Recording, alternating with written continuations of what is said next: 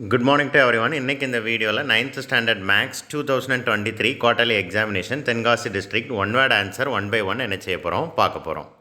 For the first question, if B is the subset of A then n of A intersection B n of பிக்கு ஈக்குவலாக இருக்கும். So உங்களுக்கு புரியணும் அப்படின்னா நீங்கள் ஏக்கு சம் வேல்யூ பிக்கு சம் வேல்யூ என்ன செய்யுங்க, அசைன் பண்ணி பாருங்கள். ஃபார் எக்ஸாம்பிள் ஏக்கு 1 2 3ன்னு வச்சுக்கிடுவோம் அண்ட் பிக்கு 1 2ன்னு வைக்கணும். அப்படி தான் வைக்கணும், இதில் இருக்கிற எலமெண்ட்டை தான் வைக்கணும். இப்போ பாருங்கள், ஏல இருக்க வேல்யூவை விட பியில் இருக்கிற வேல்யூ கம்மியாக இருக்கணும் அண்ட் பியில் இருக்கிற எல்லா வேல்யூவும் ஏல இருக்கணும். ஏல எக்ஸஸாக இருக்கலாம், ஆனால் பியில் இருக்கிற எல்லா வேல்யூவும் ஏல இருக்கணும். ஏன்னா B is the subset of A. அப்போ இப்படி தான் நீங்கள் வேல்யூஸ் அசைன் பண்ணி பார்க்கணும். இப்போ ஏ இன்டர்செக்ஷன் பி என்னவாக இருக்கும், 1 2 ரைட். எத்தனை எலமெண்ட் இருக்குது, 2 எலமெண்ட் இருக்குது. பியில் எத்தனை எலமெண்ட் இருக்குது, 2 எலமெண்ட் இருக்குது. இப்போ கண்டிஷன் ஃபுல்ஃபில் ஆயிடுச்சு ரைட். என் ஆஃப் பியும் என் ஆஃப் ஏ இன்டர்செக்ஷன் பியும் எப்படி இருக்கும், சேமாக இருக்கும். That's all. செகண்ட் ஒன் நமக்கு நல்லாவே தெரியும், ஒரு ஆப்ஷன் ஏ தான் கரெக்டு. ஓகேவா, ஒரு நல் செட் கண்டிப்பாக எல்லா செட்லேயும் ஒன் ஆஃப் தி சப்செட்டாக இருக்கும். And third one, B minus Q intersection R அப்படின்னா ஆப்ஷன் சி தான் கரெக்டாக இருக்கும். இது ஒரு ஃபார்முலா மாதிரி தான். B minus Q B minus R, இங்கே இன்டர்செக்ஷன் இருந்துச்சுன்னா அங்கே என்ன வரணும், யூனியன் வரணும். அண்ட் கொஸ்டின் நம்பர் 4, ஸோ இதுவும் நீங்கள் சம் வேல்யூஸ் அசைன் பண்ணி பாருங்கள். ஏக்கு சம் வேல்யூ, பிக்கு சம் வேல்யூ, சிக்கு சம் வேல்யூ அசைன் பண்ணி பார்த்துருங்க. ஒரு செகண்டில் ஒர்க் அவுட் பண்ணி பார்த்துடலாம். ஏக்கு 1 2 3ன்னு வச்சுக்கிடுவோம் அண்ட் பிக்கு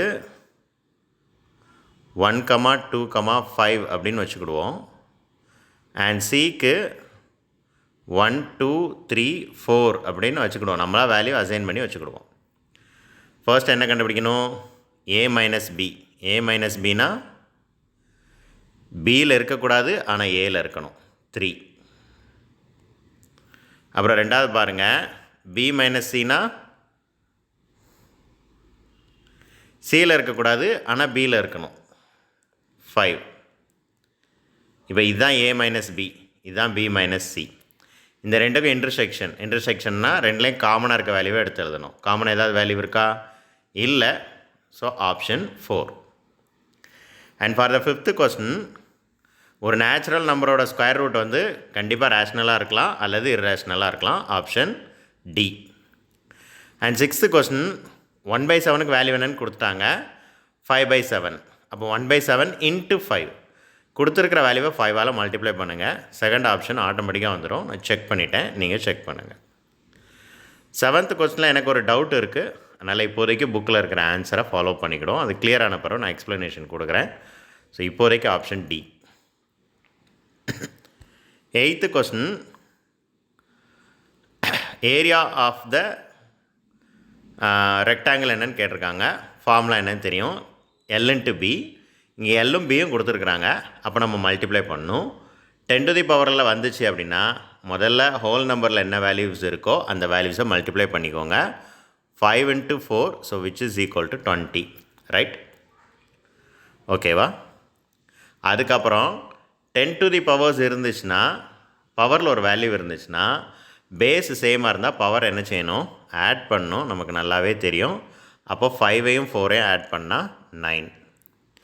ஏற்கனவே இந்த 20 எப்படி எழுதலாம், 2 into 10ன்னு எழுதலாம் right. Into 10 to the power of 9. இங்கே பவர் 1 இருக்குதுன்னு அர்த்தம். அகெயின் பேஸ் சேமாக இருக்குது, பவர் என்ன செய்யலாம், ஆட் பண்ணலாம். 10 to the power 10. So the option C is the right answer. 2 into 10 to the power of 10. Okay. Identify the rational number among the following numbers. 0 தான். ஏன்னா மற்ற மூணுலேயுமே மற்ற ஏ அண்ட் பியில் √2 இருக்குது. √2க்கு வேல்யூ என்னன்னு நமக்கு தெரியும். ஸோ அந்த வேல்யூ வந்து முடிவடையாது. அதே மாதிரி லாஸ்ட் ஒன் கான்ஸ்டன்ட் 3.14 அப்படின்னு போய்கிட்டே இருக்கும். ஸோ அந்த மூணுமே இர்ரேஷ்னல் நம்பர், இந்த ஒன்று மட்டும்தான் rational number. And 10th question,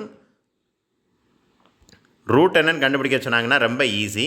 first step, இந்த 3 அடுத்த சைடு கொண்டு போங்க. அப்போ 2x is equal to -3. அடுத்து 2 அடுத்த சைடு கொண்டு போங்க, -3/2. ரூட் கண்டுபிடிக்க சொன்னாங்கன்னா எக்ஸை மட்டும் ஒரு சைடு வச்சுட்டு மீதி எஃப்லாம் அடுத்த சைடு கொண்டு போகணும். we can get the value. So option C. 11th வந்து ஒரு ஃபார்முலா. ஸோ ஃபார்முலா உங்களுக்கு தரோவாக தெரியணும். Option x³ + y³. நான் எப்படி ஞாபகம் வச்சுருப்பேன் அப்படின்னா, இந்த இடத்துல ப்ளஸ் வந்துச்சுன்னா x³ + y³. இந்த இடத்துல மைனஸ் வந்துச்சுன்னா x³ - y³. வேணுனாலும் கொஞ்சம் செக் பண்ணி பாருங்கள். இது ஒரு க்ளூ. அண்ட் 12th சம், எக்ஸோட வேல்யூ ஒய்யோட வேல்யூ என்னன்னு கொடுத்துட்டு எம்மோட வேல்யூ என்னன்னு கேட்டிருக்காங்க. ரொம்ப சிம்பிள். இந்த ஈக்குவேஷனில் எக்ஸுக்கு பதிலாக 2னும் ஒய்க்கு பதிலாக -2னும் என்ன செய்யுங்க, சப்ஸ்டிடியூட் பண்ணுங்கள். அப்போது 2 × 2 + 3 × -2 4 - 6 -2. The answer is -2. And 13th கொஸ்டினில் எனக்கு ஒரு டவுட் இருக்குது. அந்த கொஸ்டின் எனக்கு கொஞ்சம் சரியாக புரியலை. ஸோ இங்கே இருக்கிற ஆன்சரை இப்போதைக்கு ஃபாலோ பண்ணிக்கிடுவோம். And 14th one, the exterior angle of the triangle is used to sum of interior opposite angles. Option B. Option டின்னு நினச்சிடாதீங்க. ஸோ இது ஒரு ப்ராப்பர்ட்டி தான் நமக்கு நல்லா தெளிவாக தெரியும்.